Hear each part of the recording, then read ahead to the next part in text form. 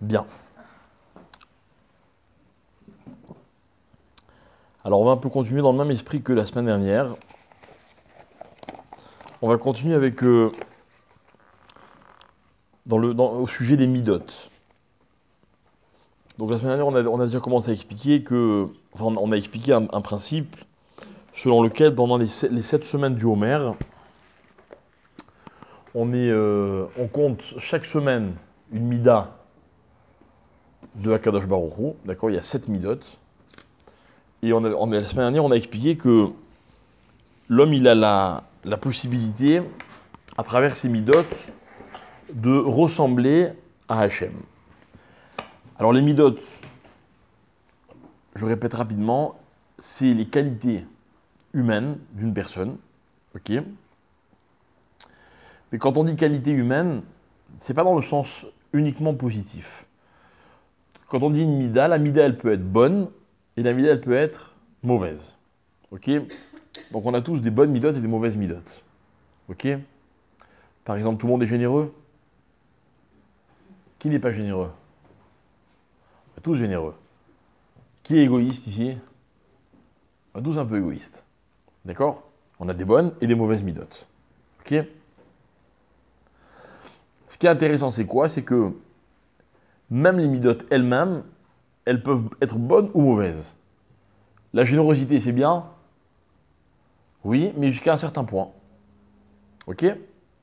On avait ramené la semaine dernière, ce que dit la Gemara, c'est que celui qui est cruel, non pardon, celui qui a pitié des cruels, il est lui-même cruel. Ok? C'est la cruauté, d'avoir pitié d'un cruel.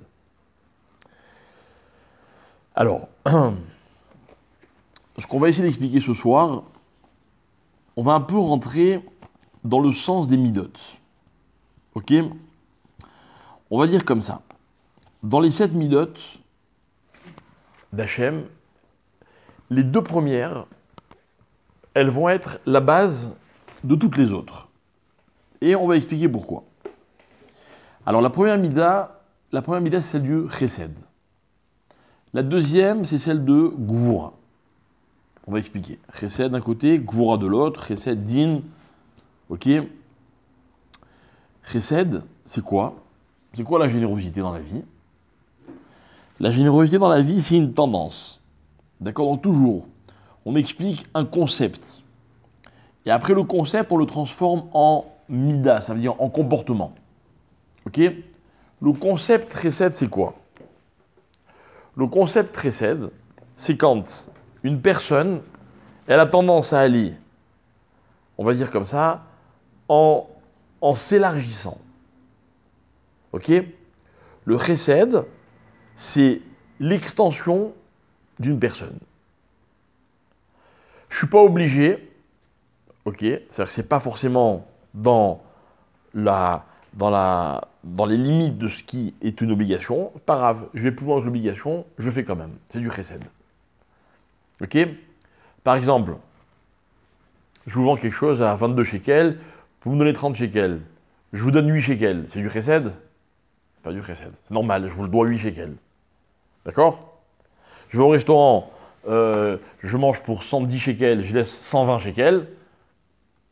C'est du chesed. D'accord? Même si ici on vous l'exige. Attention si vous donnez moins que je sais pas quoi. Ok? Le chesed, c'est quoi? C'est que dans la vie d'un homme, il y a un périmètre. Ok? Le périmètre, ça peut être la personne. Le périmètre, ça peut être l'obligation. Le périmètre, c'est ce qui me concerne à moi, ce qui est mon problème. Quand je sors de ce périmètre, ça s'appelle du chesed. Ok? Je vous croise et puis je vous dis, ça va, ça n'a pas l'air d'aller. Je me mets de ce qui ne me regarde pas. N'est-ce pas? C'est-à-dire que je dépasse mon territoire. Simplement, je le fais parce que je suis sympa, quoi. Je suis concerné. Je vois quelqu'un, il n'est pas bien, je vais lui demander qu'est-ce qu'il a. C'est du chesed ou pas? Ouais. C'est du bon chesed ou du mauvais chesed?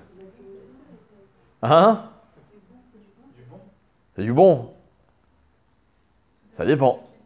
Non, ça dépend jusqu'où je vais. Ça va, t'as pas l'air bien, qu'est-ce qui t'arrive? Non, non, ça va. Non, mais dis-moi. Ah, c'est encore ta mère qui t'a machin. Ah, c'est ta belle-mère. C'est bon, stop. Mais c'est du chesed. Mais vous voyez que même le chesed, il peut être mauvais. Mais à la base, le côté naturel qu'il y a chez moi, chez tout le monde, qui me pousse à être concerné par les autres, c'est positif. Donc c'est du chesed. Mais le chesed, il peut être aussi mauvais. Ok, on a compris. D'accord? Bien. Le chesed, c'est l'extension. C'est quand un homme il sort de ses barrières, de ses frontières, et il va vers l'autre. Par exemple, la Gemara, elle dit comme ça, que Avraham Avinu, il a eu 2 enfants. Avraham Avinu, c'est le personnage du chesed. Il a 2 enfants. Il a Yitzhak et il a Ishmael. Yitzhak, il est quoi? Il est din. Il est l'inverse de son père. Ishmael, il est quoi? Il est plutôt din ou chesed? Il est chesed. Le bon ou le mauvais chesed? Parce que c'est Ishmael. Quelle est la mida de Ishmael, pardon, la Gemara? Hein? Ouais, mais c'est pas ce qui caractérise. Ça, il a appris de son père. Ouais, mais ça c'est une mitzvah. Ishmael, il y a marqué dans la Gemara que chaque peuple, il a une mida qui lui est spécifique. Et à propos de cette mida, la Gemara, elle dit pas forcément pour toutes les nations.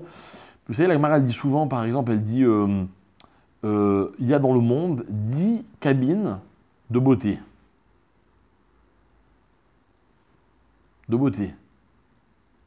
Et la Gemara, elle dit 9 cabines, imaginez la beauté, la quantité de beauté qu'il y a dans le monde, avec un chiffre, le chiffre 10. C'est des tonnes. Ok? Et la Gemara, elle dit 9 sur 10 sont à Yerushalayim. Vous saviez ça? Et si vous ne le voyez pas dans la rue, parce que Yerushalayim, ça vous paraît un peu moins beau que, je sais pas moi, les îles, les Antilles ou là, je sais pas où, ok? C'est parce que le Beth Amikdash a été détruit. Et la Gemara dit que le jour où le Beth Amikdash sera reconstruit, Yerushalayim deviendra 9 fois plus beau que le monde entier. Bref, la Gemara dit par exemple que 10 cabines de parole ont été données dans le monde. Devinez qui en a pris 9? Non, les femmes. Il y a plein de choses comme ça. D'accord? Hein? Je te pose la question à toi, c'est faux ou c'est vrai? Ça dépend. Il y a des scientifiques qui disent le contraire. Ils disent qu'en fait, les femmes et les hommes parlent autant. Ok, simplement, l'homme, il parle. Toute sa part, il la parle avant de rentrer à la maison. Et c'est là que la femme, elle commence. Moi, bon, peu importe. Vous savez ce qu'a dit la Gemara de Ishmael? La Gemara dit comme ça, elle dit 10 cabines. 10 cabines de znout, d'immoralité sexuelle, ont été mis dans le monde. Il y en a 9 qui sont chez Ishmael. Ishmael, c'est les plus gros cochons de l'histoire. Vous voulez une preuve? Vous voulez une preuve? Regardez ce qu'ils font avec leurs femmes. Ils les couvrent. Vous savez pourquoi? Pour montrer soi-disant que c'est eux qui savent ce que c'est la pudeur. Il y a des choses on n'est pas censé couvrir. Il y a des choses qu'il faut couvrir, c'est certain. Et dans la Torah, on est strict. Je reconnais. Mais trop, ça cache quelque chose. C'est le cas de le dire. Et en fait, on va voir que Ishmael, il a un excès de chesed. Il a pris le mauvais chesed de son père. Et znout égale chesed. C'est quoi znout? Znout, c'est 2 personnes qui sont très gentilles l'une avec l'autre. Seulement, c'était pas la bonne personne. Voilà ce que c'est chesed, le mauvais chesed. Jusqu'où ça peut aller. D'accord? C'est-à-dire que la Avera la Avera de Znout, elle est un chesed mal canalisé. D'accord? Znout, la débauche. Znout, c'est tout ce qui est adultère, inceste, tout ce qui est débauche sexuelle. Ok? Ça, c'est la première mida. La première mida, c'est chesed. Donc, chesed, c'est, encore une fois, extension, rapprochement, aller vers l'autre. À l'inverse, qu'est-ce que c'est din? Din, c'est le contraire. Din, c'est la rigueur, la gvoura. La rigueur, c'est quoi? Je te dois pas, bah, si je te dois rien, je te dois rien. Ok? Je vous demande un service, vous me répondez, je suis obligé? Non, ah bah, je suis pas obligé, pas envie. Vous avez le droit. On a le droit de refuser dans la vie. On a le droit d'exiger ce qu'on nous doit. C'est du din. Maintenant, le din, c'est aussi la justice. C'est pas négatif, le din. Mais le din, c'est quoi? Le din, c'est de rester dans le cadre des choses. Moi, j'ai un territoire, je reste dans mon territoire. Hein, il arrive sur quelqu'un, ah, moi, ça ne me regarde pas. D'accord? Le din raconte un autre texte de la Gemara. C'est l'une des raisons pour lesquelles le Beth Amikdash a été détruit.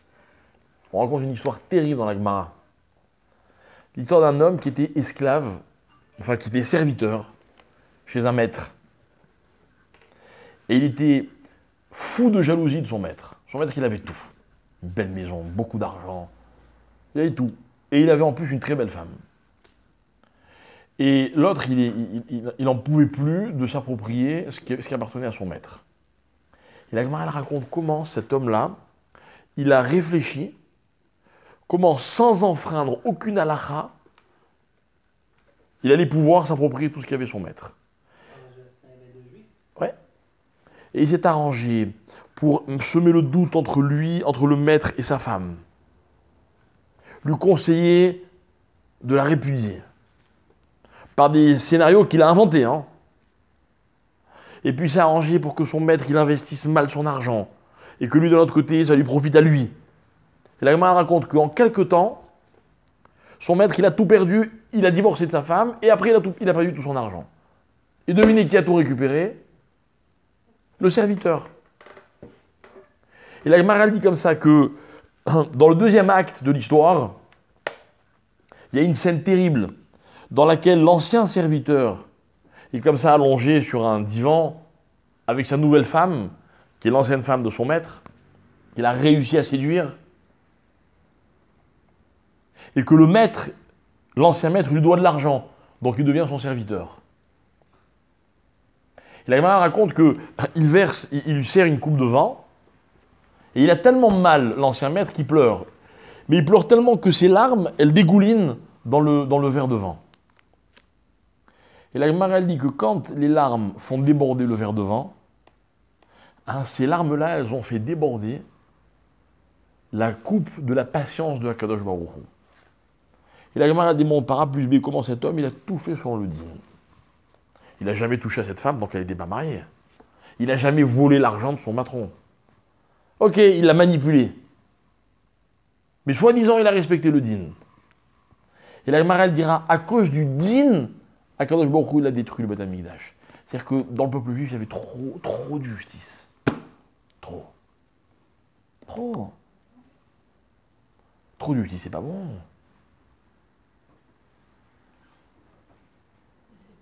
La manipulation, c'est pas assaut. C'est marqué où? C'est un dérivé du mensonge. C'est marqué où que c'est assourd de manipuler quelqu'un? Parce qu'en vérité, quand. Non, et puis même, voilà, c'est pas forcément. Et même le mensonge, c'est pas forcément un mensonge interdit. Dans cette histoire, il a déformé la vérité de la façon dont il l'a présentée à son maître. Et il a pu s'arranger pour ne rien déformer. J'en sais rien. Non, par ça, il a convoité. Oh, c'était un sale type, je discute pas. C'était un sale type. Mais il a fait selon le din. C'est ce que c'est le din, c'est ça. Vendredi, je parlais avec un ami à moi, il est dentiste. Il me raconte que il est poursuivi par un patient. Un patient. Ok. À qui il a fait tout un traitement, machin, etc. Et puis, il s'est rendu compte que ce patient, il avait plein de procès, un après l'autre. Il était chez un dentiste, ça a duré 3-4 mois, ok, et puis il allait chez un autre, et le premier il attaque en justice. Alors, mon ami, il dit au juge, il ramène tous les documents. Il dit, moi, vous ne vous posez pas des questions. Il a traîné en justice tel dentiste, tel dentiste, tel dentiste, tel dentiste. Il lui montre tout l'historique. Vous savez ce qu'il lui répond le juge?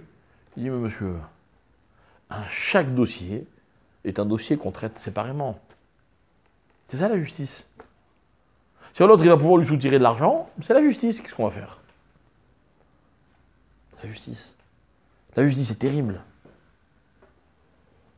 Heureusement qu'il y a la justice. Sans justice, il se passerait quoi? David Ameller, il dit, dans les psaumes, il dit, les hommes se mangeraient les uns les autres. Tout simplement. Dans un psaume qu'on dit tous les matins. Il y a un problème avec la justice. Il y en a qui parce qu'il n'y a pas le Sanhédrin aujourd'hui, alors la justice n'est pas dans le. Peu importe, ça c'est encore un autre problème. Quelle justice mérite d'être appelée justice? Ok? Mais même quand la justice, la meilleure qui soit, est appliquée à la lettre, on rentre dans une comment dire, une rigueur qui fait qu'en fait chacun vit par rapport à ses intérêts et on oublie complètement l'autre. Il me doit, point. Il me doit. Moi j'ai eu un problème avec quelqu'un un jour. Je me gare sur un trottoir, je mets 2 roues sur le trottoir, ok. Maintenant, j'avoue que c'était un endroit dans lequel on n'a pas le droit de se garer. C'est devant une synagogue, mais il y a tout le temps des voitures garées là-bas. Tout le temps. Je me gare comme tout le monde. Ok? J'ouvre ma porte. Je fais pas attention. Il y a un scooter sur le trottoir qui arrive à toute blinde. Au moment où j'ouvre la porte, paf, il me rentre dans la porte. Ma porte, il m'éclate. Et lui, il tombe, et machin, etc. Bon, grâce à Dieu, il n'a rien eu. Ok? Mais on a un problème. Qu'est-ce qu'on fait? Lui, il n'a pas roulé sur le trottoir, moi, j'ai pas le droit de me garer. Moi, j'ouvre la porte et lui, il roule normalement. Vous voyez, on peut voir le problème de plein de façons. Je demande à mon assureur, il me dit, il n'y a aucun doute, il est en tort. D'accord. Il me dit, il est en tort, bon, ok. Alors lui, il commence à me dire, écoute, voilà, ça m'arrange pas parce que mon assurance, je sais pas quoi. Je fais, ok, on va demander un rave. Je demande à un rave. Un Dayan, c'est son métier. Je le connais bien, ce Dayan. Je lui dis pas que c'est moi l'histoire. Tu vois, là, on m'a demandé un cas, machin, etc. Il me dit, écoute, franchement, dis à ce monsieur qui peut aller au tribunal, mais moi, je ne lui conseille pas. Je dis, pourquoi? Il me dit, je ne conseille pas parce que, d'un côté, celui qui est en scooter, il est en tort, il n'a pas roulé sur le trottoir. De l'autre côté, celui qui ouvre sa porte, quand on ouvre une porte, faire attention. Mais il dit, si c'était un enfant qui courait, ce serait fait mal, c'est vrai. Donc il dit, moi je pense que l'un, il ne peut pas lui demander de lui payer les dommages qu'il a eus à l'autre, et vice-versa à l'autre. Mais dis-moi, à mon avis, chacun paye ses propres dommages. Et moi, je pense très sincèrement que là, il y a une différence entre le din, sec, ok, où on aurait pu tous les deux aller voir un Dayan, machin, etc. Bon, quand le Rav a dit ça, tout de suite, il dit, ok, très bien, c'est ce que je vais faire. Et mes dommages étaient plus importants que les siens, c'est important de le préciser. D'accord? J'ai dit, ok, il a raison, j'ai rentré dans une histoire, machin, peut-être qu'il y avait une chance sur 1000 que moi je suis en tort. J'ai pas envie. Pourtant, il y a un din. On aurait pu aller voir le din. On aurait pu dire 50-50. Lui, il avait, on va dire, 50 de dommages. Moi, j'en avais 80. On fait l'un plus l'autre, divisé par 2. J'aurais été gagnant, peut-être. Pas savoir. Il y a des fois où dans la vie, tu vous dites, ok, il y a un din, mais le din, c'est une rigueur qui est dénudée d'humanisme. Faire attention. Faire attention. J'ai connu un rave qui était le magiquière de la yeshiva dans laquelle j'ai étudié. Il a eu un drame dans sa vie. Il y a un camion qui a renversé une de ses filles, une petite fille, et malheureusement elle est nifterette. D'accord? Donc évidemment, police, machin, le camion il a fait une manœuvre, il n'aurait pas dû la faire. Donc la police lui dit voilà, il faut porter plainte, il va y avoir un procès, machin et tout. Le rave il a dit moi je porte pas plainte. Alors on lui dit, mais pourquoi vous ne portez pas plainte? Vous allez toucher l'assurance, machin, etc. Évidemment, je ne prends pas plainte. Parce que la justice, elle a peut-être décidé quelque chose, mais dans la réalité, lui aussi, il a une famille. Il n'a pas voulu tuer un enfant, il a été maladroit, alors c'est très grave. Il dit, je pense que ça lui servira de leçon, dorénavant il fera attention toute sa vie. Il va vivre avec ce qu'il a fait. Mais moi, quand je vais lui tirer de l'argent, ok, je peux le faire d'après la justice. Je ne veux pas rentrer dans la justice. Et il n'y a pas eu de procès. Le gars, il a eu un procès, l'État, évidemment, parce qu'il a fait ce qu'il a fait, mais ce Rav, il n'a rien retiré de ça. Vous voyez, c'est-à-dire que le din, c'est trop de rester enfermé. Quel est mon intérêt? Est-ce que je suis obligé? Pareil, ce que je vous ai demandé tout à l'heure. On vous demande un service, t'es obligé? Je suis obligé, oui. Ah, je suis obligé, je le fais. C'est bien. C'est bien. Mais vous savez, dans n'importe quelle relation, on peut établir une relation ou sur la base de je suis obligé, ou sur la base de moi je vais vers l'autre. On peut être une très bonne mère, un très bon père, en faisant à ses enfants ce qu'on est obligé de faire. Ça fonctionne parfaitement. Hein. Vous verrez, les enfants ils seront toujours impeccables, bien élevés, instruits, ils auront même l'affection qu'on est obligé de leur donner, parce qu'on est obligé de leur donner l'affection, et puis d'ailleurs ça ne nous dérange pas, on en a envie. Et vous avez des mamans où ça se passe différemment, ou des pères où ça se passe différemment. Il n'y a pas d'obligation. Celui-là, ce parent-là, des fois, il ne va pas faire ce qu'il aurait dû faire, mais dans sa façon d'établir un lien avec cet enfant, il y aura quelque chose qui est beaucoup plus qu'une obligation. Vous voyez, je pousse le raisonnement, mais gardez dans un coin de votre tête, peut-être qu'un jour vous le verrez concrètement sur le terrain.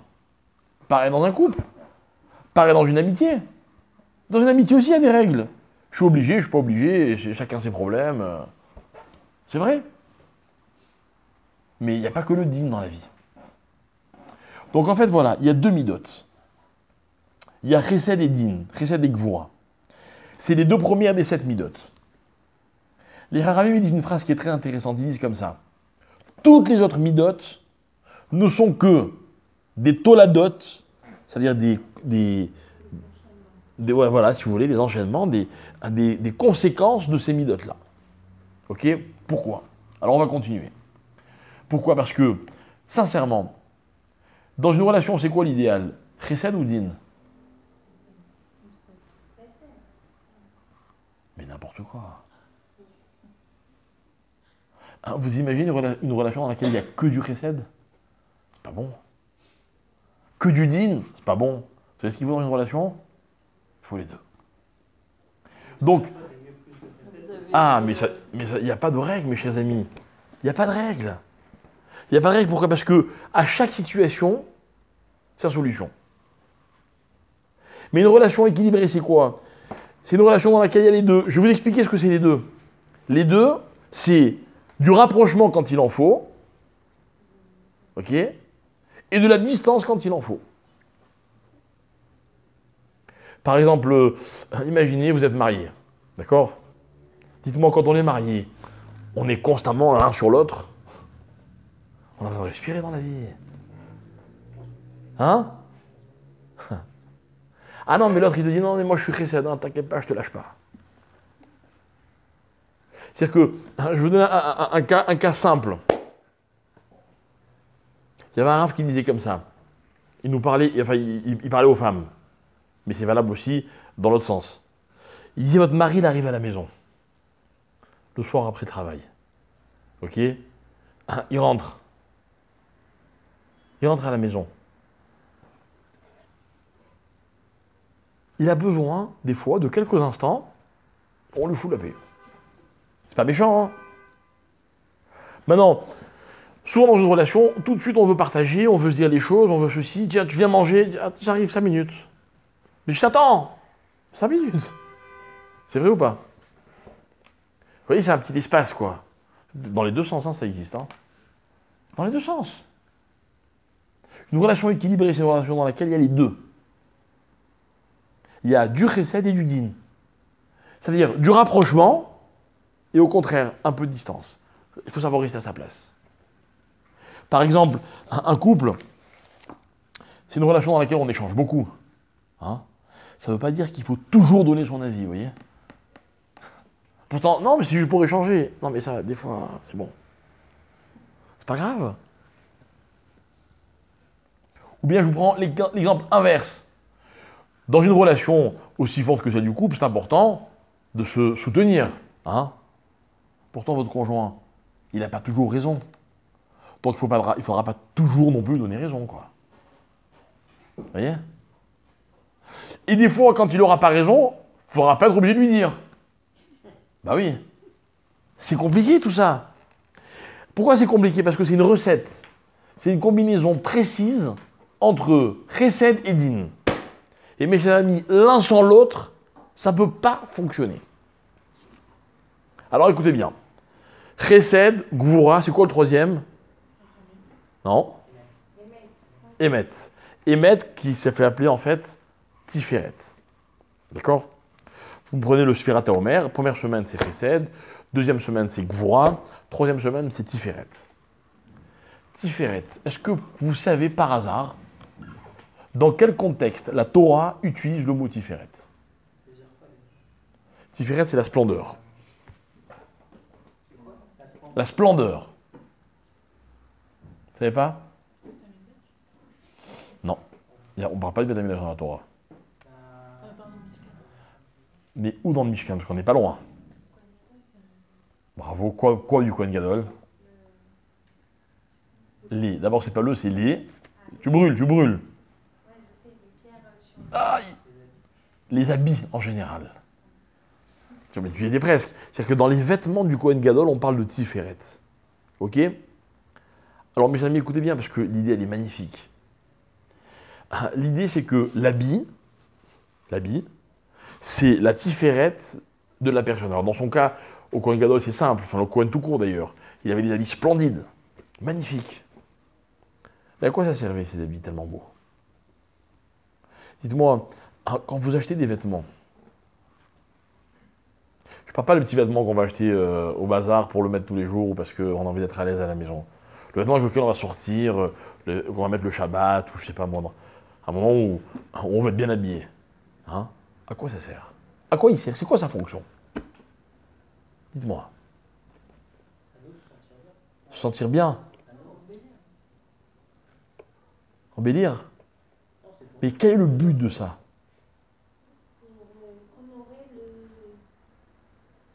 Le jour, l'instant présent.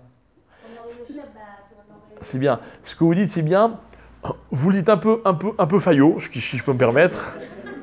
C'est vous me faites croire là que vous voulez honorer l'autre. Vous honorez le Shabbat, vous honorez la circonstance, vous allez dans un mariage, vous voulez honorer le Khatan et la Kala. Mais en fait, vous avez raison qu'il s'agit d'honneur, mais c'est pour honorer qui? Soi-même. Hein? Mais pour s'honorer, ou pour être honoré par les autres. J'exagère un peu parce que vous avez raison. Il y a une mitzvah d'honorer le Shabbat avec des beaux habits. C'est clair. C'est clair. Donc il y a aussi le Kohen Gadol, c'était pas pour honorer l'homme, c'était pour honorer la position du Kohen Gadol. D'accord? Mais le mot honneur, c'est celui-là. Celui qui ne s'habille pas bien Shabbat, c'est pas un. Oh. C'est un quoi? Il manque à la mitzvah.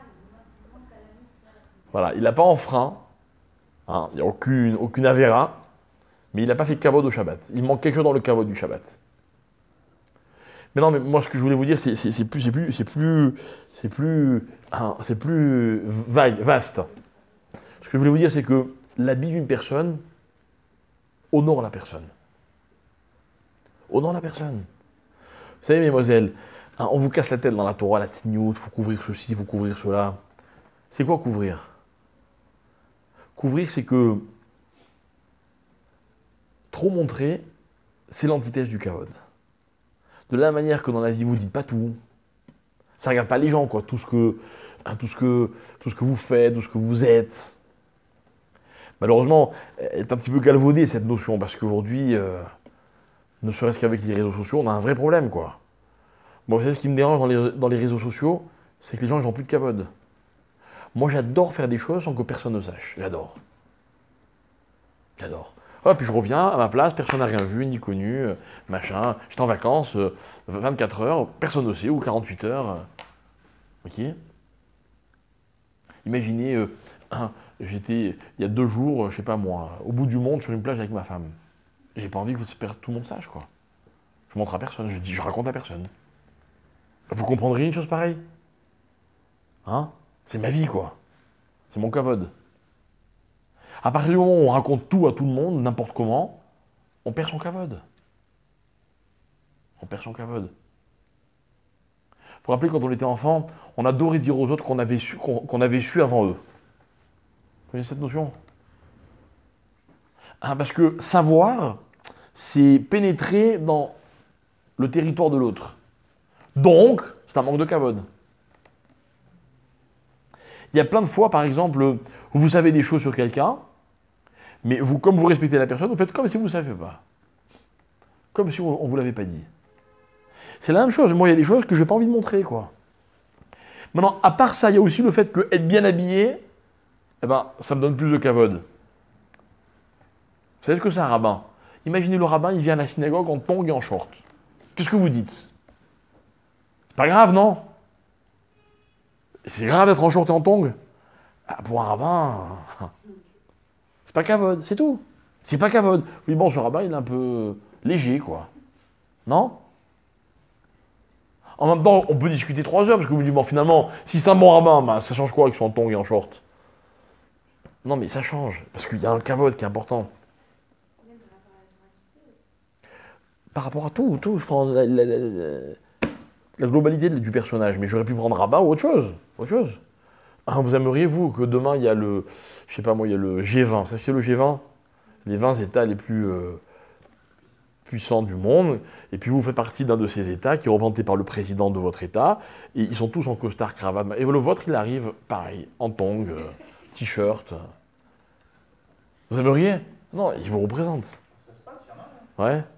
Certains, ils n'arrivent pas tous en costume. Au G20, quand même. Bon, il y en a qui arrivent en G là-bas, c'est un autre problème. Mais en général, non, ils arrivent méchoubad, quoi. Et ce méchoubad, ils le doivent à ceux qui représentent. N'est-ce pas? Le kavod, c'est les habits, c'est le kavod. Exactement. Exactement. On l'a toujours dit dans la tradition juive, l'habit fait le juif. Le juif. Rappelle-toi qu'en Mitzraïm, ils étaient complètement assimilés. Ils ont gardé leur nom et leurs habits. C'est vrai. On se moque de ceux qui portent des redingotes noires et des chapeaux, machin. Ça a toujours été leur habit. Ça a été l'habit des juifs. Ben, ils ne veulent pas l'enlever. Ça se comprend. Ça se comprend. Ok? Bien. Maintenant, ce qui m'intéresse, c'est quoi? C'est que la 3e mida, qui est Tiferet, en fait, Tiferet, ça veut dire quoi? Ça veut dire kavod. Donc, si les 2 premières, c'est rapprochement, éloignement, et que kavod, c'est quoi? C'est le résultat des 2. Donc, c'est quoi kavod? Kavod, c'est cette notion à la fois basée sur le rapprochement et sur l'éloignement. Ok? Et je vais vous expliquer pourquoi, comment ça fonctionne.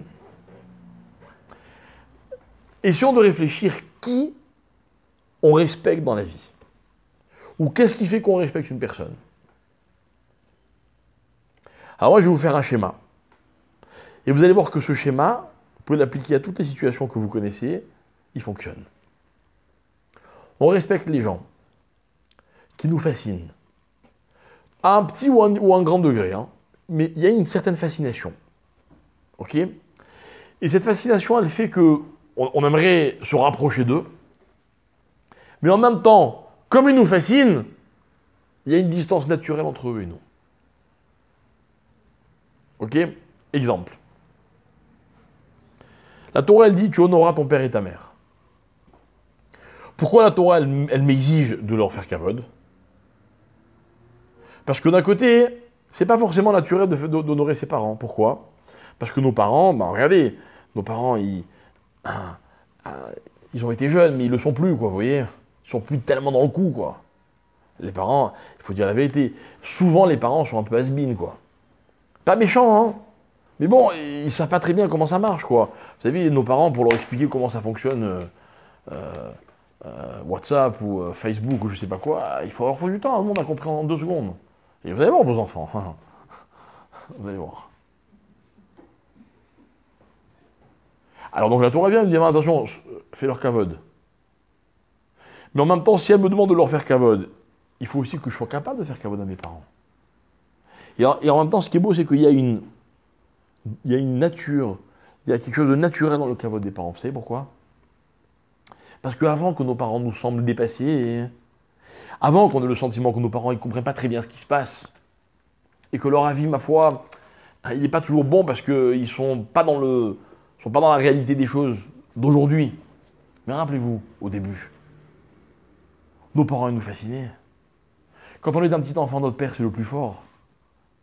Notre mère c'est la plus gentille, c'est la plus belle. Ils ont toujours raison, nos parents. On est fascinés par nos parents. Et on est tellement fascinés que eux ils sont très grands et nous on est très petits. Et on a l'impression, combien de fois on a demandé à nos parents ou nos enfants nous demandent quel âge tu as, papa? Et on leur dit notre âge, ils disent waouh, ça fait beaucoup, pour eux c'est énorme. Ça le kavod. C'est que d'un côté, on est fasciné par quelqu'un, on aimerait se rapprocher de lui. Vous voyez, il nous attire. Mais en même temps, justement, s'il nous fascine, c'est parce qu'il est à notre niveau, quoi. Et moi, pour moi, le plus bel exemple, c'est quoi? C'est le rave. Vous avez eu la chance d'avoir un vrai rave dans votre vie, de qui vous vous sentez à la fois proche, mais en même temps qui vous impressionne, quoi. Quand vous le voyez, il incarne quelque chose de tellement fort pour vous que vous êtes fasciné. Et en même temps, justement, cette fascination, elle fait que naturellement, il y a une distance. Vous pouvez pas, c'est pas votre copain, quoi. C'est pas votre copain. Et le secret du respect, c'est ça. Parce que ce qui m'importe, c'est pas seulement que vous respectiez les gens, c'est que vous soyez vous aussi respecté. Vous savez comment on se fait respecter? Pareil. Quand on est capable de distiller la proximité, c'est-à-dire ce qui donne envie aux gens d'être proches de nous. Donc il y a un jeu de séduction quelque part, mais très limité. Parce qu'en même temps, il y a un équilibre avec une distance qu'il faut savoir respecter. Regardez, je vous donne un exemple très simple. On arrive de France, on arrive en Israël. En Israël, on se tutoie, en France, on se vous voit. C'est quoi les conséquences? En France, on est plus poli. Ne me dites pas que ça ne vous gêne pas. Attention, je n'échangerai pas les uns contre les autres. Enfin, surtout pas les Israéliens contre les Français. Ok? Mais j'avoue que la politesse, le respect, vous savez, cette ambiance dans laquelle on a peut-être un peu grandi, des fois ça nous manque ici, quoi. On aimerait bien ici qu'on nous dise « Ma shlomchem ». Vous allez bien, ça va? Et pas « Manishma ». On aimerait bien que, vous voyez la femme, la pkida, du Bitor Leumi ou du Misrad Apnim, au lieu de nous dire Buena. Un jour, je me suis fait arrêter par les gendarmes en France sur l'autoroute. Quelle classe! Sur le mec qui va vous écrabouiller, quoi, vous voyez? Retrait de permis, tout ce que vous voulez. Bonjour monsieur, gendarmerie. Presque, vous allez bien, ça va? Poli, quoi. Préférez quoi, vous faire enlever le permis par un mec qui vous rentre dedans, comme si vous l'aviez frappé, vous frappez sa mère, ou quelqu'un qui vient avec beaucoup de politesse, qui dit monsieur, voilà, presque désolé, mais je vous retire votre permis. C'est vrai que des fois, ici, les gens sont plus vrais, mais un peu de distance, ça n'est pas de mal, quoi. C'est bon de se sentir respecté. C'est bon. Vous comprenez, je ne suis pas dans un excès. Je ne vous dis pas, ah, j'aime les honneurs, même si on aime tous les honneurs. Je vous dis non, se faire respecter. Se faire respecter. Alors, pareil, vous allez avoir des enfants, Bézant Hachem. Vos enfants, il faut qu'ils apprennent à vous respecter. Mais attention, hein, faut pas lâcher. Hein. Quand vous dites un enfant, viens ici, qu'est-ce qu'il vous dit? Je suis occupé, j'arrive. Comment j'arrive? Ton père, il t'appelle, ta mère, elle t'appelle. Tout de suite, tu viens. C'est pas naturel pour l'enfant. Mais par contre, l'enfant, il comprend très bien qu'on lui dise, quand ton père, il t'appelle, tu viens tout de suite. Ah, il comprend, parce que c'est son père. Quand c'est pas trop tard. Quand il est encore fasciné par son père, vous voyez? Les enfants, si vous vous laissez faire, ils peuvent vous contredire en public, ça leur pose aucun problème. Mais non, papa, c'est pas vrai. Pourtant, un enfant, il doit apprendre qu'il ne dit pas à son père, c'est pas vrai. C'est des exemples, des tout petits exemples. Mais ça veut dire que c'est ça, kavod. Kavod, c'est l'équilibre, c'est la recette, la combinaison entre chesed et gvura. Éloignement et rapprochement. Hein? Moi, je vais vous dire quelque chose. Je ne sais pas avec qui vous allez vous marier. Je ne sais pas si vous allez être amoureux ou amoureuse en vous mariant. Je ne sais pas. Vous savez, des fois oui, des fois non. Hein. C'est pas une fatalité. Hein. Je ne sais même pas si c'est ce que j'ai envie de vous souhaiter. Par contre, il y a une chose qui est impérative. N'épousez que quelqu'un qui vous respecte. Ça oui. Et toute votre vie, faites tout pour qu'on vous respecte. Notamment, ça passe par le respect que vous allez avoir pour lui ou pour elle, c'est évident. Mais le respect, c'est quoi? Le respect, le vrai, dans une vraie relation comme celle d'un couple, comme entre des parents et des enfants, même des frères et sœurs, le respect, c'est quoi? C'est un mélange des deux. C'est un mélange des deux. Alors, si une femme, elle n'aime pas son mari, mais elle le respecte, pour le mari, c'est pas un respect, il a besoin de cet amour. Pareil pour la femme. Mais un mari ou une femme qui dirait oui, moi je suis respecté, ils se sentent aussi aimés, vous voyez. Mais aussi respecté. L'un cadre l'autre. C'est ça Tiferet. C'est ça Emet de Yaakov. Ok. Maintenant, attendez, j'ai pas terminé. On n'est pas rentré, on n'est pas allé jusqu'au bout du mécanisme. On n'est pas allé jusqu'au bout du mécanisme. Parce qu'il faut aussi comprendre autre chose. C'est que respecter quelqu'un. Hein, par exemple, vous faites honneur à quelqu'un, vous lui faites du kavod. Vous avez déjà fait du kavod à quelqu'un? Comment on fait pour faire du kavod à quelqu'un? Il y a quelqu'un qui rentre maintenant, c'est quelqu'un que vraiment vous honorez, vous respectez. Qu'est-ce que vous faites? Tu te lèves, quoi encore? Voilà. Ah, imaginez maintenant, je sais pas moi, il y a le plus grand rave du monde qui arrive, Moshe Rabbeinu, Bibi Netanyahou, vous faites quoi? Vous n'allez pas rester assis comme ça, comme s'il n'y avait rien. Hein, vous allez vous lever, vous lui donner une place, tu veux quelque chose, un verre d'eau, je sais pas. Maintenant j'ai une question, vous avez tout fait pour l'honorer. Et vous venez me raconter, vous me dites, tu sais, je lui ai fait kavod, hein, il est venu, je fais kavod et tout. Moi j'ai une question. Vous êtes sûr que votre kavod l'honore? En d'autres termes, gentiment, hein, vous prenez pour qui? C'est que peut-être que votre kavod, il en a rien à faire, quoi. On lui fait tellement de kavod ailleurs. Vous avez remarqué, il y a des gens comme ça, vous essayez de leur faire kavod, et ils sont un peu méprisants. C'est pas méchant, hein. Votre kavod, pour eux, il vaut pas grand-chose. Terrible. Terrible. Vous voyez, hein, imaginez, il y a une star de cinéma qui rentre maintenant, hein. Vous verrez. Vous lui donnez votre place, c'est normal. Normal. C'est pas du kavod, c'est normal. Oh, vous savez qui je suis? Peut-être même un grand rave aussi, hein. On leur donne tellement la place que finalement, peut-être qu'ils vont trouver ça normal. C'est-à-dire qu'en fait, écoutez bien, hein, la réflexion, c'est la suivante. Pour honorer quelqu'un, hein, il faut que mon kavod, à ses yeux, vale quelque chose. Mais comment je peux savoir si mon kavod, il vaut quelque chose à ses yeux? Alors j'ai un indice magnifique. L'indice, hein, c'est que si, écoutez bien, si je peux faire honte à quelqu'un, alors je peux lui faire kavod. Vous avez compris le système? Si un enfant, maintenant, il m'insulte, imaginez un petit enfant, il a 3 ans, il me dit hey, t'es idiot, toi. Je vais sourire. Il m'a pas fait honte, c'est un enfant, il a 3 ans, il dit n'importe quoi. N'est-ce pas? Donc si cet enfant il me fait kavod, ça me fait peut-être plaisir, mais c'est pas du kavod. Si quelqu'un qui aurait pu me faire honte me fait du kavod, ça c'est un kavod. Si maintenant le président de l'État il vient, ok, et il vous dit vraiment, qu'est-ce que tu as l'air bête, ça va vous vexer. Venant de la part des chefs d'État, c'est pas rien quoi. Ce même personnage, si lui il vient, il vous dit, il vous fait un compliment, ça vous fait du kavod. Ça y est, c'est relatif. Ça veut dire comme ça que, en fait, ce qui compte dans la vie, c'est à quel point on compte les uns pour les autres. Ce que vous disiez là, ça c'est la grâce. Ça passe peut-être par la grâce, mais c'est pas forcément la grâce. Pas forcément la grâce. Et si tu veux, la grâce, ça va être dans ce contexte comment dire, une façon de mettre en application ce qu'on vient de dire. Mais ce n'est pas la définition de la grâce.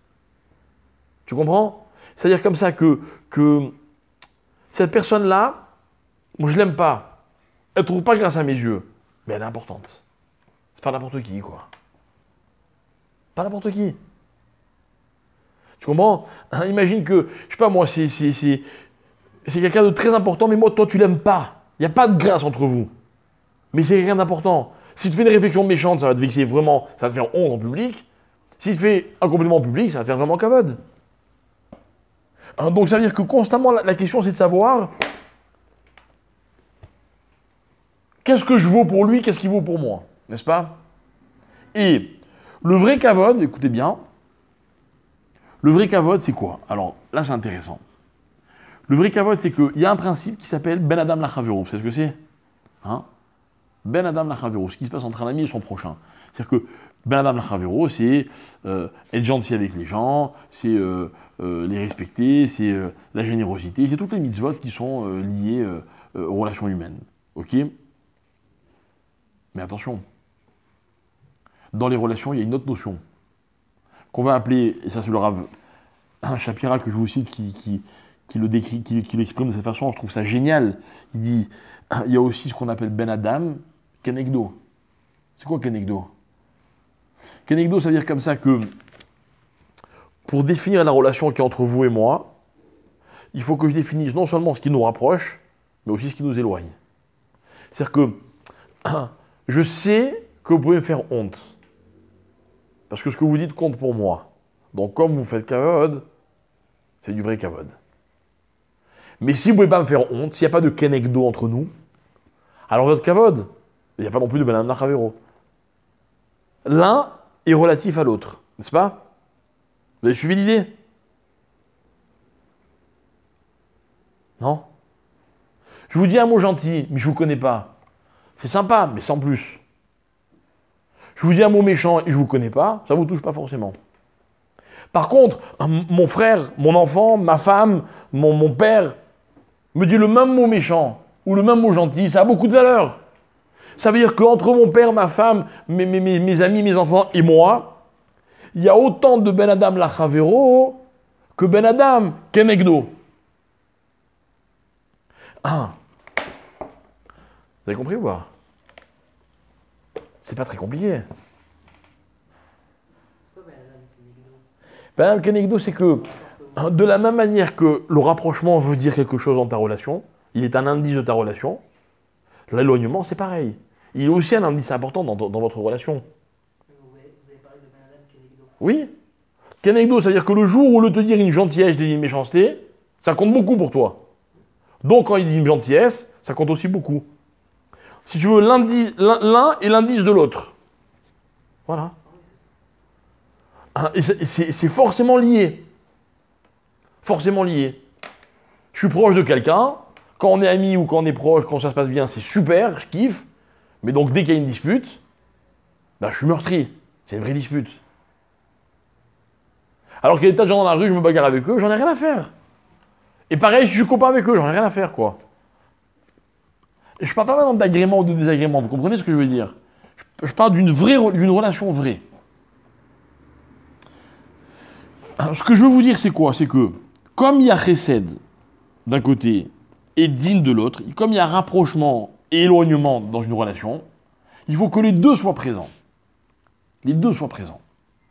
Et comme j'en suis arrivé à parler de kavod, parce que kavod c'est l'équilibre entre les deux, c'est quoi kavod? Kavod, c'est le fait que les autres me respectent. Et qu'est-ce qui fait que les autres me respectent? C'est qu'il y a un rapprochement entre nous deux, mais attention, ce rapprochement en une seconde, il peut virer au quoi? Au contraire. Et comme il n'a pas viré au contraire, donc c'est du kavod. Si vous m'honorez, c'est un véritable kavod, parce que vous auriez pu me mépriser. Donc, comme vous ne m'avez pas méprisé, alors je me sens honoré.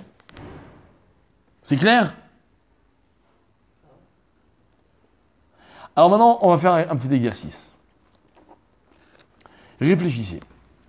Évidemment, vous n'allez pas me le dire à voix, c'est pas ça qui est important. Qui sont les gens qui vous respectent? Vraiment, hein. Pas ceux qui vous disent vous et qui vous tiennent la porte quand vous passez. Ok? Les gens qui vous respectent vraiment. Réfléchissez, c'est qui ces gens-là? Et posez-vous une question. Posez-vous une question.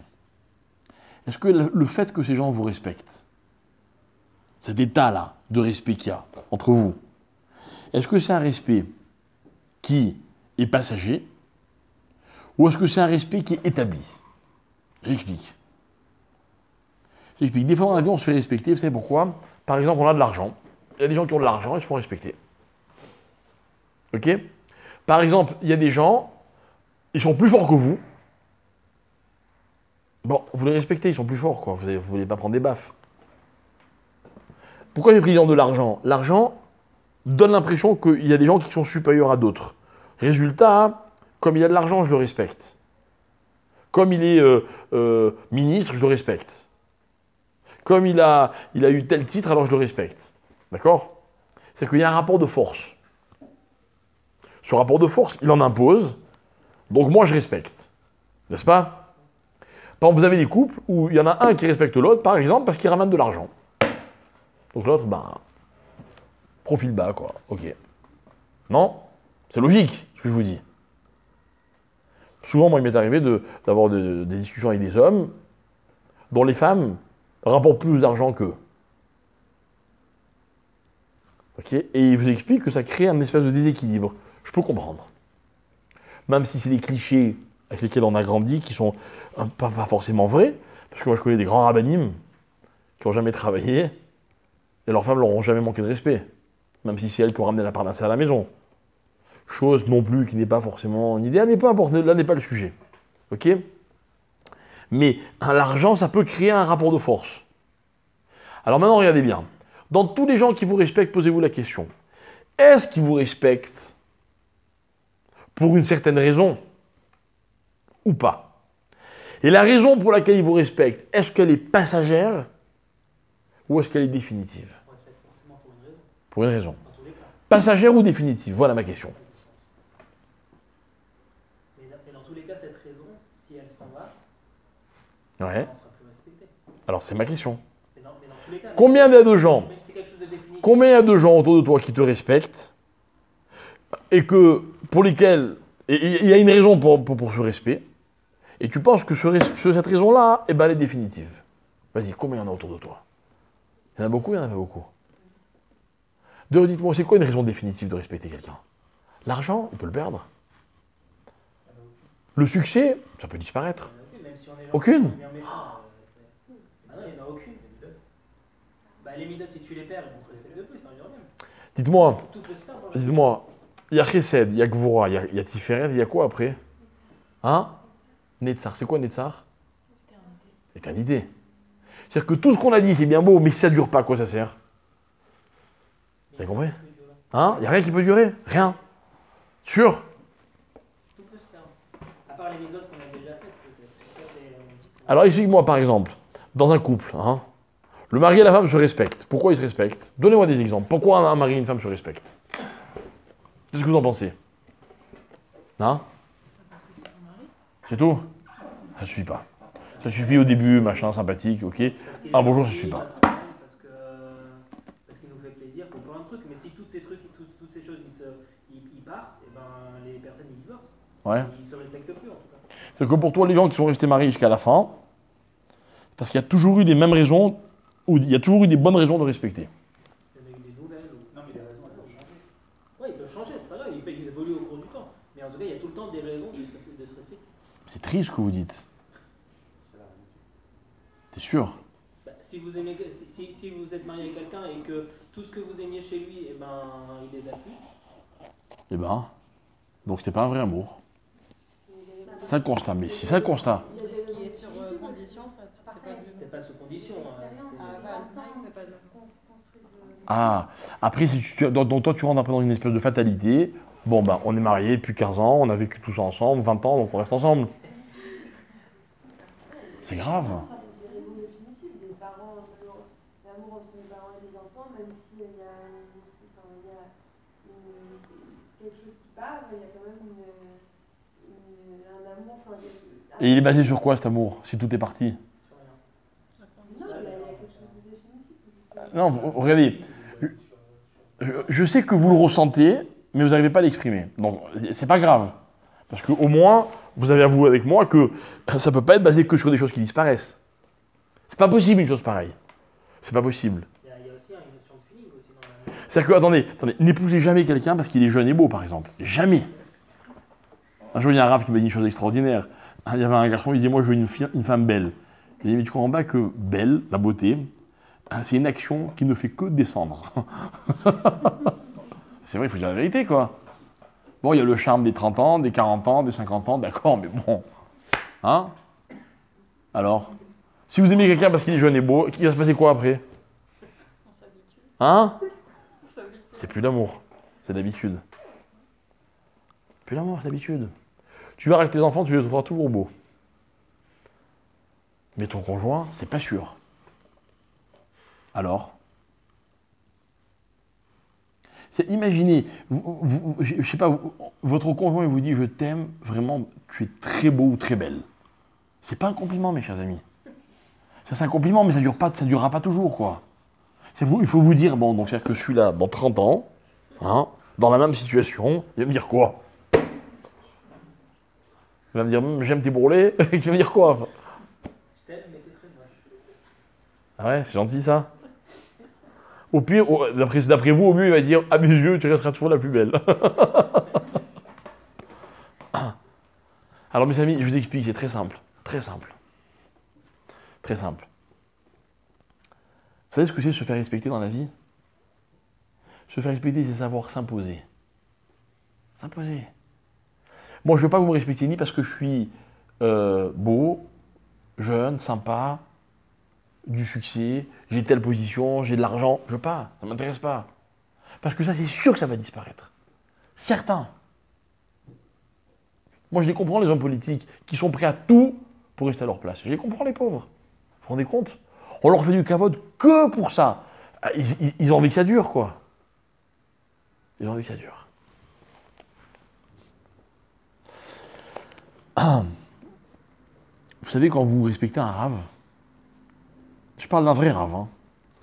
Vous savez pourquoi vous respectez un rave? Parce que le rave, il s'impose avec des idées. Hein? Et vous ne le respectez pas forcément parce qu'il dit ce que vous avez envie d'entendre. Il dit, et vous êtes d'accord avec lui.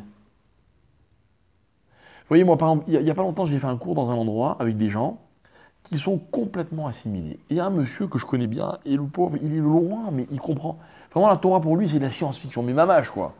Vraiment, quoi. Plusieurs fois, j'ai eu des discussions avec lui, il comprend rien, quoi. Ni je parle de Shabbat, ni des faits, il a des mille années. La chose qui l'intéresse, lui, c'est l'humanitaire, machin, etc. Et un jour, il a écouté un cours de moi. Et à la fin du cours, il m'a fait un très, très beau compliment. Il m'a dit comme ça, il m'a dit, quelle intelligence dans vos propos. Alors, je ne l'ai pas pris du tout à titre personnel. Moi, j'ai fait que répéter ce que j'avais étudié. Mais ça veut dire que, qu'est-ce qui s'est passé? J'ai eu l'impression que, j'ai réussi à imposer un message. Ce message, quoi qu'il arrive, il le respectera. Parce que c'est sûr qu'il n'était pas d'accord. C'est certain qu'il n'était pas d'accord. Et quand je le disais, je le connais un peu, je savais qu'il ne serait pas d'accord. Mais il ne pouvait pas dire autre chose que ce que je lui avais dit était intelligent. Maintenant, écoutez bien. Ça, c'est quelque chose de définitif. Ça ne peut pas changer, ça. Vous ne pouvez pas dire, ah non, finalement, j'ai réfléchi, j'étais idiot. Alors, c'est qu'il n'avait pas compris la veille. Mais s'il a compris, ça reste intelligent. Maintenant, dans une relation homme-femme, copain, machin, etc., pourquoi on se respecte? Ce n'est pas toujours par rapport à l'intelligence. On se respecte parce qu'on sait s'imposer. Et vous voulez que je vous dise quelque chose? Vous savez ce que c'est un bon mari? Hein? Ou une bonne épouse, vous savez ce que c'est? C'est une personne qui sait s'imposer par rapport à ce qu'elle est. Vous dites que c'est définitif, mais si on sait Définitif. Hein? Si on sait plus s'imposer. Eh bon, on ne sait pas se faire respecter. On a un problème? Non, mais vous dites que c'est définitif, mais c'est plus définitif. Pourquoi c'est plus? Parce que le fait de pouvoir s'imposer, c'est quelque chose qui peut se perdre. Pas du tout. Pas du tout. C'est-à-dire que tout peut se perdre dans la vie. Tout peut se perdre. Mais à l'échelle humaine, ça veut dire quoi? Franchement, moi j'aime mon père. Ok? Quand il y a 20 ans ou 30 ans, je ne l'aimais pas parce qu'il était jeune et beau et en bonne santé. La preuve, c'est que maintenant, c'est plus le cas. Ça ne change rien. Je l'aime parce que c'est mon père. Je l'aime parce que ce rôle de père, il est définitif, il est éternel. Je ne peux pas le remettre en question.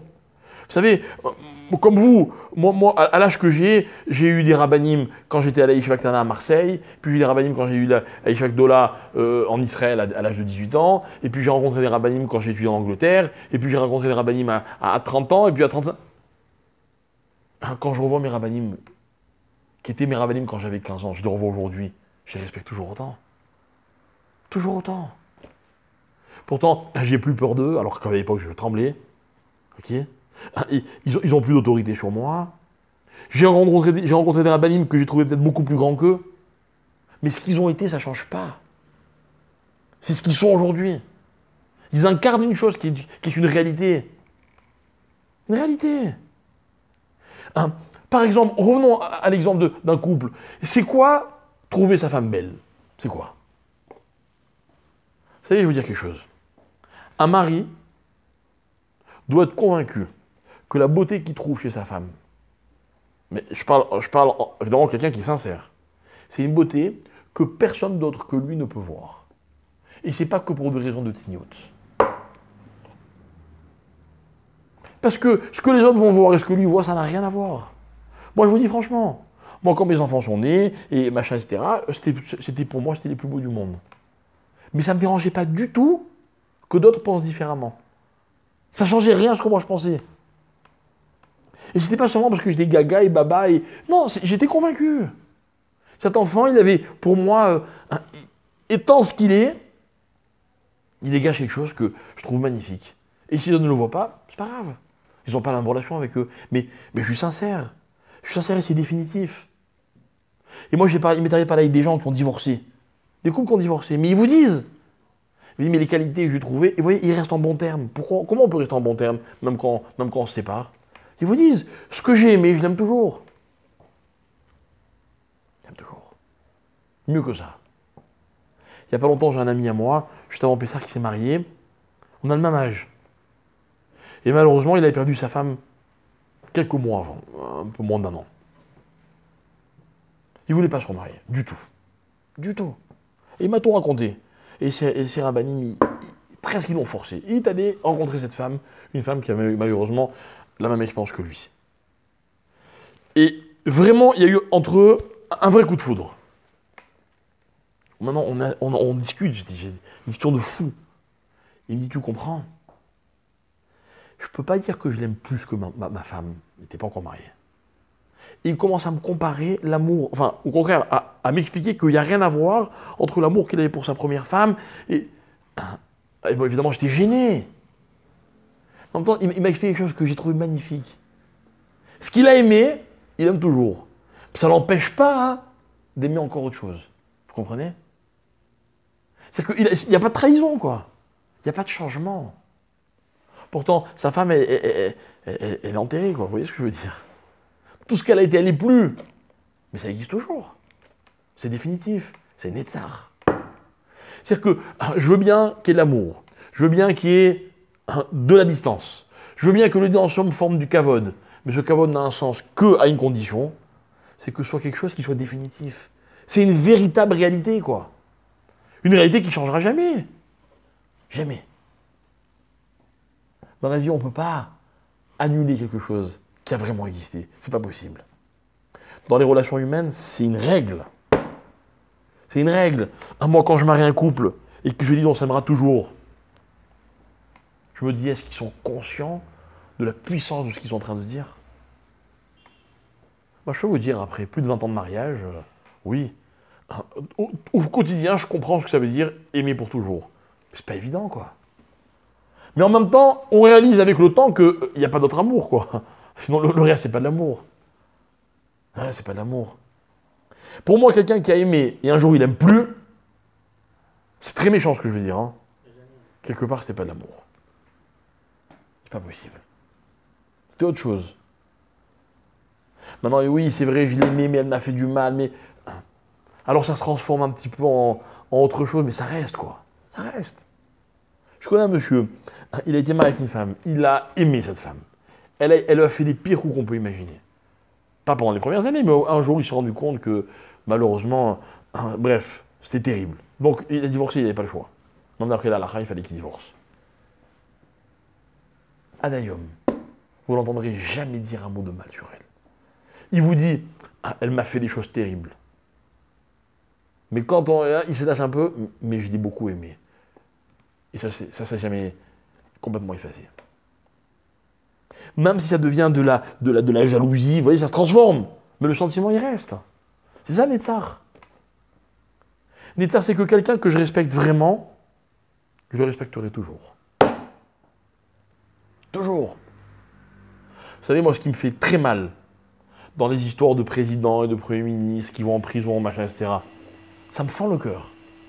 Vous savez pourquoi ça me fend le cœur? Parce que, pour moi, on éduque les gens à ne pas respecter les autres. Moi, je vous dis la vérité, je sais que pas tout le monde est d'accord avec moi et que peut-être qu'au niveau de la justice, c'est très compliqué, mais moi, j'aurais préféré que ces gens, on les oublie plutôt qu'on les traîne dans la boue. Parce que pour une société, c'est dangereux. Pour une société, c'est très dangereux de dire on a respecté quelqu'un, mais maintenant on ne le respecte plus. Donc celui qu'on respecte aujourd'hui à sa place, lui soi-disant, il est blanc-bleu, mais un jour aussi, lui, on ne peut ne plus respecter. Alors qui on respecte? Regardez, tournez-vous autour de vous. Dans la société, qui on respecte? Demandez à un enfant, si vous arrivez à lui expliquer tout ce que je vais expliquer, et dit allez, maintenant dis-moi qui tu respectes. J'ai très peur qu'ils vous disent personne. Personne. Parce que dans la société, on respecte nos parents quand ils sont jeunes, quand ils sont beaux, quand ils sont intelligents, quand ils... Puis après, quand ils vieillissent, on ne les respecte plus. On respecte quelqu'un parce qu'il a du succès, parce qu'il a réussi, parce que ceci, parce que cela. Puis le jour où ça passe, c'est fini. Vous vous rendez compte, c'est terrible. C'est terrible. Ça, c'est Ahava, Chesed, c'est Gvura, c'est Tiferet, mais c'est pas Netzar. Et si c'est pas Netzar, on ne peut pas continuer, quoi. Mais quand il y a Netzar, alors il y a la suite. Je vais continuer encore un et je m'arrête. Après Netzar, il y a une autre mida qui s'appelle Hod. Hod. C'est quoi Hod? Hod aussi, c'est somptueux, magnifique, tout ce que vous voulez. Mais Hod, c'est un mot qui est basé sur une expression qui est très simple. Très simple. Regardez, je prends un texte dans la prière de tous les jours. Dans le texte, dans le passage de Vayevarer David. Là-bas, on dit comme ça. On parle à Hachem, on lui dit Lecha Hachem, à toi Hachem, Hagedula, la grandeur. Ok? La grandeur, c'est quoi? C'est le chesed. Dans la vie, on est grand quand on sait faire ce qu'on n'est pas obligé de faire. Quand on sait aller vers quelqu'un, même si on n'est pas forcé, on n'a aucune raison de le faire. Alors Hachem, il a la Gdoula. Vea Gevura. Gevura, c'est le din, on l'a expliqué. Vea Tiferet, le Kavod. Vea Netzar, ce qu'on a expliqué maintenant. Vea Hod. Ok? Hachem, il a le Hod. Mais c'est quoi Hod? Alors, on va expliquer plus tard. On va dire comme ça. Ve'ata Elokenu, modim anachnu lach. Traduisez-moi. Ouais. Le mot reconnaissance, c'est lequel? Modim. D'où vient ce mot modim? Les hodot. On va dire, juste avant de faire le schéma, Vekeraftanu, Hachem Elokenu, tu nous as rapprochés de Malkenu, tu nous as rapprochés, toi, les hodot lach. Pourquoi? Pour qu'on te remercie. Hein? Alors, même, le mot modé, ça veut dire quoi? Alors, comment vous traduisez en français modé? C'est quoi la reconnaissance? Hein? Remercier. Donc, ce que vous dites, c'est que la reconnaissance, c'est quand quelqu'un m'a fait du bien, je suis reconnaissant. Ici, il ne m'a pas fait de bien. Alors écoutez bien. La reconnaissance dans la vie, c'est pas seulement quand on m'a fait du bien. La reconnaissance, c'est reconnaître que quelqu'un est ce qu'il est. Regardez, Moi, je fais des shiurim. Je parle pas quand je m'adresse à vous, ok, bah, au Hachem, vous êtes des convaincus, machin, on essaie mais des fois, il y a des gens qui. Il leur manque la base. Vous savez ce qui m'intéresse, moi, quand je leur parle de Torah? Une chose m'intéresse, qu'ils soient modés. C'est quoi modés? Qu'ils reconnaissent qu'il y a un Hachem. Ça veut dire quoi Hachem? Alors à leur niveau, ils vont aussi comprendre ce que ça veut dire Hachem. Mais un juif, c'est quoi? C'est quoi le premier devoir d'un juif? C'est de reconnaître qu'Hachem il existe.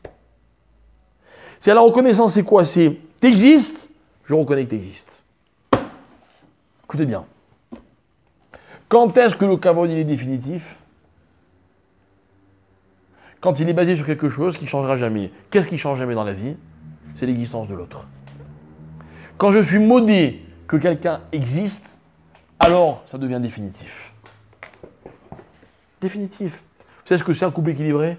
C'est quand la femme, elle reconnaît que le mari, c'est le mari, et que le mari reconnaît que la femme, c'est la femme. Ça veut dire quoi? On a toute la vie pour apprendre. Mais là-bas, c'est ça, on reconnaît. Moi, mon père, c'est mon père, je reconnais. Point. Vous vous rendez compte comment dans la vie, c'est rassurant de reconnaître qui est quoi? Quelle place elle revient à qui? C'est magnifique. C'est la base de tout, reconnaître. Vous remarquez qu'à chaque fois, je vous dis que c'est la base de tout. Mais c'est vrai qu'on est vraiment dans les fondements, quoi. Regardez, je vais vous donner un exemple. Magnifique. La semaine dernière, à la même heure, enfin pas à la même heure, mais juste avant, le dimanche d'avant, le dimanche quoi, de dernier, c'était Pessah Sheni. N'est-ce pas? C'est ce que c'est Pessah Sheni? Pessah Sheni, c'est que quand les bénis Israël sont sortis d'Égypte, on leur a dit d'amener le Korban Pessah. Donc le 14 Nissan, tout le peuple juif a amené le Korban Pessah. Maintenant, vous savez qu'il y a deux types de Korbanot. Il y a ce qu'on appelle le Korban Tzibour et le Korban Yachid. Korban Tzibour, c'est le Korban collectif. Korban Yachid, c'est le Korban privé. N'est-ce pas? Par exemple, tous les matins, on amenait au Beth Amikdash le Korban Tamid. Il y en avait un pour tout le peuple. Comment ça s'appelle? Tzibour. Quelqu'un faisait une faute, il amenait un Korban Khatat. Sa faute, Khatat, c'était un Korban Yachid. Le Korban Pessah, c'est un Korban Tzibour ou un Korban Yachid? Chacun amène le sien. Mais quand est-ce qu'il l'amène? En même temps que tout le reste du peuple. Donc c'est une exception. C'est le seul Korban que tout le monde amène, mais c'est un Korban Tzibour. Pourquoi? Parce qu'on l'amène tous ensemble. C'est exactement la différence qu'il y a entre Shacharit Mincha et Arvit. Shacharit et Mincha, comme il y a la Chazara de la Hamida, on fait tous ensemble la Tfila, il y en a une pour tout le monde. Au début, on fait chacun pour soi, mais après, on fait tous ensemble. Alors que Arvit, non. C'est quoi Arvit? Arvit, il y a 10 personnes qui prient, mais chacun seul, quoi. Seulement, Arvit s'appelle aussi Prié Tzibour, quand on est 10. T'as compris? Bref. Donc, c'est un Korban Tzibour. Il y a une date, tout le monde doit l'amener en même temps. Dans la traversée du désert, il y avait des hommes qui étaient responsables de porter des ossements de Yosef. Ils les ont amenés jusqu'à Eretz Israël. Maintenant, quand on touche les ossements, qu'est-ce qui se passe? On devient tamé. Ils vont voir Moshe, et ils disent, attends Moshe, c'est pas juste. Nous, on a une mitzvah qui consiste à amener les ossements de Yosef. À cause de ça, on ne peut pas faire comme un Pessah. Hachem, il va voir Moshe va voir Hachem, et Hachem, il dit, t'as raison, ils ont raison. On va leur donner une deuxième date. Combien ils sont? Ils sont très peu. Et là, qu'est-ce qui se passe? Le Korban Tzibour, il devient Korban Yachid. On leur dit, ok, vous pouvez amener le Korban Pessah un mois après, au 14 Iyar, mais du coup, comme ils sont que quelques-uns, c'est plus un Korban Tzibour. Vous avez compris? Mais pourquoi? Alors maintenant, regardez l'enchaînement. Hachem, il avoue que ces juifs-là, même s'ils sont très peu, eux aussi, ils ont le droit d'avoir le mérite d'amener le Korban Pessah. Donc, qu'est-ce qu'il fait? Il transforme quelque chose qui est Tzibour en Yachid. Voilà, mes amis, ce que c'est modé. Vous savez ce que c'est modé? Modé, c'est que dans la vie, il y a des ensembles, il y a des règles, il y a des choses qui sont collectives. C'est facile de respecter la collectivité. C'est facile de respecter la masse. C'est facile de respecter ce que tout le monde veut, de vouloir ce que tout le monde veut. C'est ce qui est plus difficile. C'est de respecter quelqu'un quand ce qu'il veut, quand ce qu'il est, c'est pas toujours ce que tous les autres sont. Comme je disais tout à l'heure, nos parents, tant qu'ils sont dans la tendance, c'est facile de les respecter. Dès qu'ils sont vieux, has-been, au passé, c'est plus difficile. Quand on est modé de l'existence de quelqu'un, on dit non, même quand il est yachid, il mérite mon respect. Ok? Et ça, c'est définitif. Donc, c'est-à-dire que la dernière mida qui s'appelle Hod, c'est quand dans la vie, on est capable de respecter chacun pour ce qu'il est.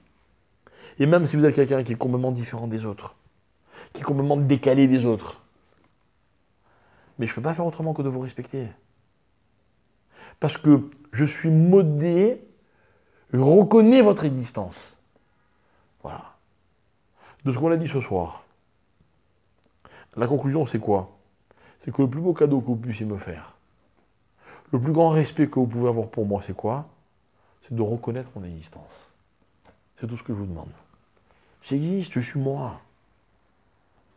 Hein, quand on reconnaît l'existence de quelqu'un, on lui donne sa place, on lui donne ses honneurs, on le laisse tranquille quand il a besoin d'être tranquille, on est présent quand il a besoin qu'on soit présent.